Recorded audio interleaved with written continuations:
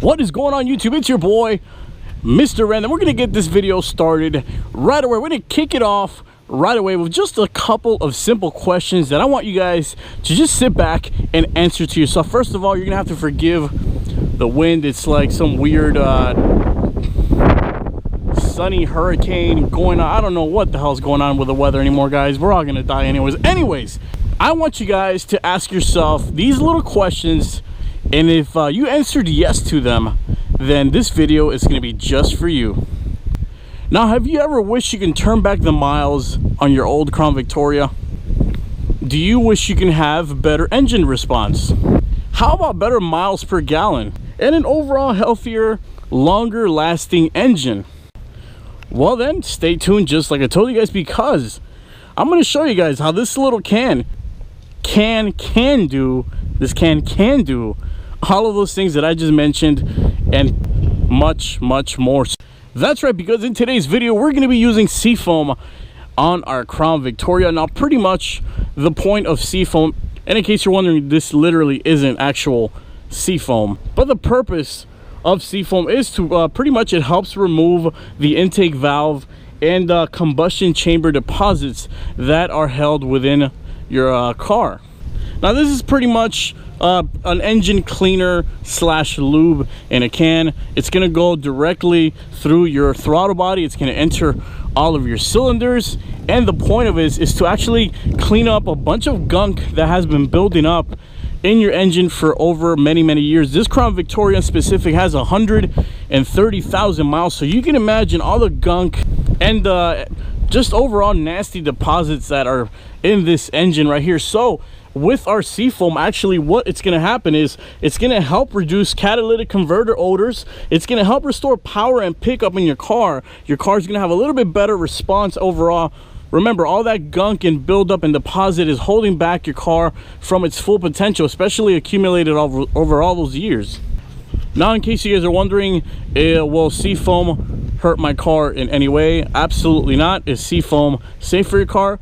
Absolutely yes, it is. So without further ado, guys, I just want to give you an overall just explanation of what this little can is going to do. Also, very important, make sure you get this specific Seafoam can. There's two of them at your local Advanced Auto Parts, AutoZone. You already know the drill. Make sure it has the black top, and it does come with this little black hose that this is what we're going to use to get the whole thing started. So remember, it needs to be specifically this one, not the other one. So the first step, what we're going to do, guys, is we're going to remove the top part right here of your intake piping, the one that connects directly to your throttle body. It's literally being held by a flathead little nut right here. We're going to spin it around, and that's going to loosen up, and then we'll insert our little nozzle. Ow, ow, ow, ow, fuck you.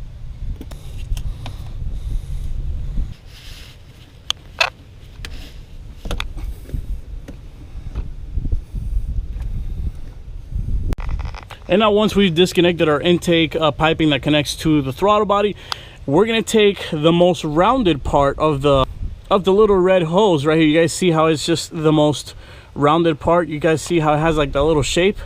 The bottom part is going to go into just like so. All right, guys, now before we connect our little red nozzle into our throttle body, taking into consideration our throttle body for our Crown Vics literally has like that much space. So what you're going to want to do is you just pretty much grab your little nozzle here and you customize it to that point. You just insert it in the little groove that it comes, and then you just thread it right through, and then you fold it like so. You just kind of fold it into place. It's going to hold itself. It's pretty flexible. Maybe we'll give it a little bit more room. Then we're going to go ahead and grab it. We're going to place it in like so, and then we're going to use our actual intake hose to hold it into place. So, and we'll push our intake all the way in so there's no vacuum leaks. We'll grab our other little end, and we're going to connect it to the little tip right there. So we're going to connect it, and once you connected your little hose, your little nozzle to the other end, what we're going to do is we're going to tighten up our intake hose right here. Just make sure that it's nice and tight. All right, now we're ready to proceed to step number 2. Now I highly recommend, actually I don't think this is possible with just one person. I think you actually need 2 people for this job, because what we're going to do is we're going to start our car.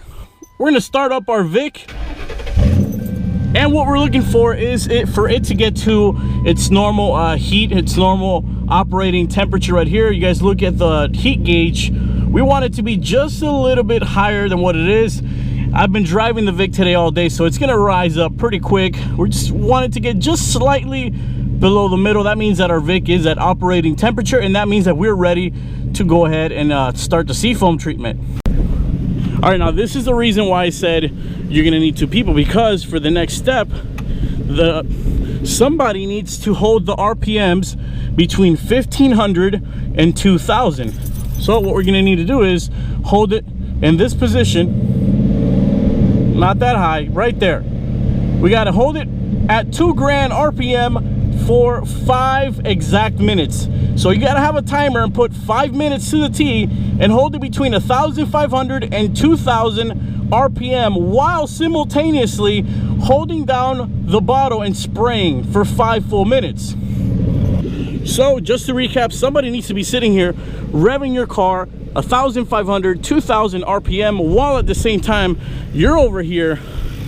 Oh, our can came undone. It's fine. You're going to be holding this down fully held for 5 full minutes. Make sure you have a timer with you. You're going to be holding this entire can for 5 minutes. You're not going to do continuous sprays. You're going to literally hold it down the entire time. So that is what I'm going to do. I'm going to have somebody rev my Vic. I'm going to go ahead and spray it with the Seafoam. Now, since I'm going to be busy doing that, I really won't be able to hold the camera. You guys are going to notice that out of the exhaust, you're going to notice white smoke coming out. Hence why they call it Seafoam, because it looks like really puffy little Seafoam coming out of your exhaust. That's perfectly normal. So you guys are going to start seeing, as soon as I start spraying, a bunch of white smoke is going to come out. If that happens to you guys, remember, it's perfectly normal. Don't freak out. That's still part of the process. So remember guys, after the 5 minutes are up, you're going to tell your partner, hey, turn off the car. First, you're going to stop spraying, and then you're going to have them turn off the car. 5 minutes are up, you stop spraying, then you tell them to turn off the car. Here we go.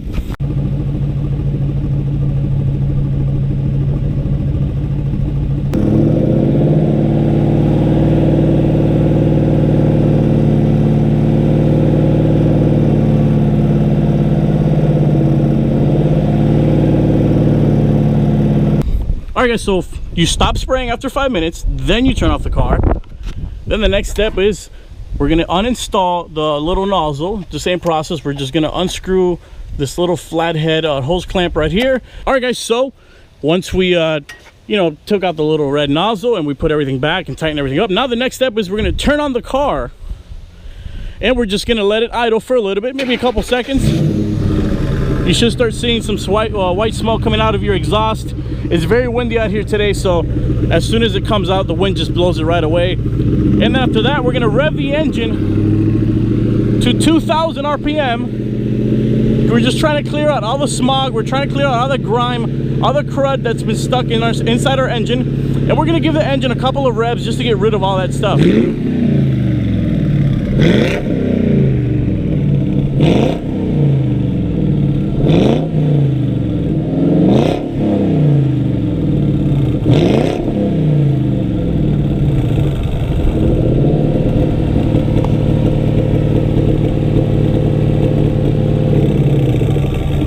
Keep doing it.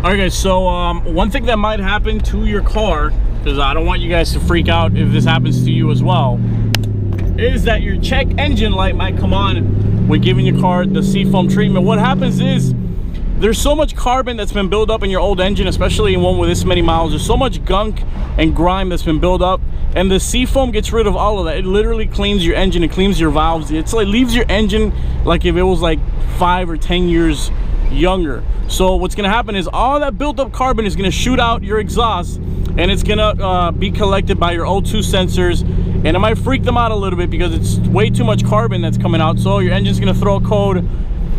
Usually after a couple of minutes of driving, if it doesn't go away, all you have to do is just unplug the negative terminal of your battery and plug it back in, and it's gonna reset the code. Don't freak out, it's nothing crazy. You didn't break your car, it's perfectly fine.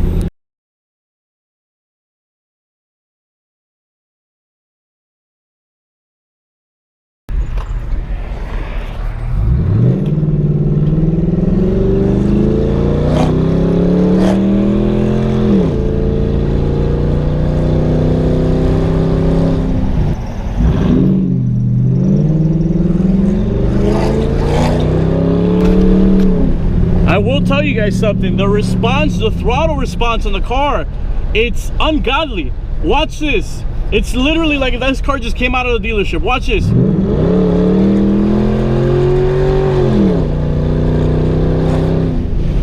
It's an instant response. And I swear to you, this wasn't like this before I did that Seafoam treatment. It really does clean up all your valves and your cylinders and all that other crap. And man, it really leaves your engine like it's almost brand new. This stuff really actually works. I'm gonna do a couple more drive-bys just to really clear out all that other stuff. So we're gonna roll up the windows real quick, just so you guys can maybe get a little bit better. It's also windy. Here we go.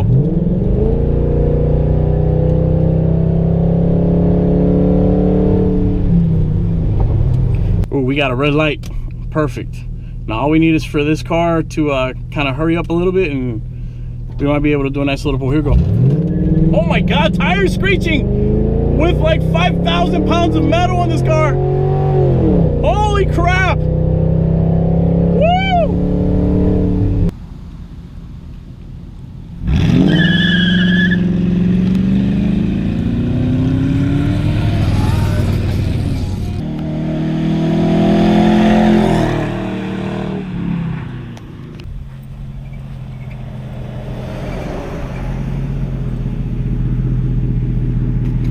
All right, and there you guys have it. We have given the car the full Seafoam treatment. When I get home, I'm just gonna unplug the negative terminal from my battery, reset that code. Like I said, you just overloaded the O2 sensors that are located, that are connected to your mufflers, because there's so much gunk and carbon that just shot out of there that it's no wonder that it threw the engine code. But oh my God, I give you my word, I've never lied to you guys. I've never kept anything from you guys. That's why I showed you the check engine. I tell you, this car runs like it just came off the assembly line in Canada. It runs brand freaking new, man. Holy crap. Oh my goodness. And you guys need to take into consideration, I have hundreds of pounds worth of weight on this car, with the push bar, the prisoner partition, the window bars, the rear push bar, all the light brackets, everything that I have. And you saw this car peeling out. This thing was peeling out. I'm telling you, man, Seafoam for your car. Give it a try. Either way, it's your boy, Mr. Random. I will catch you guys on the next one. Pull. Ah!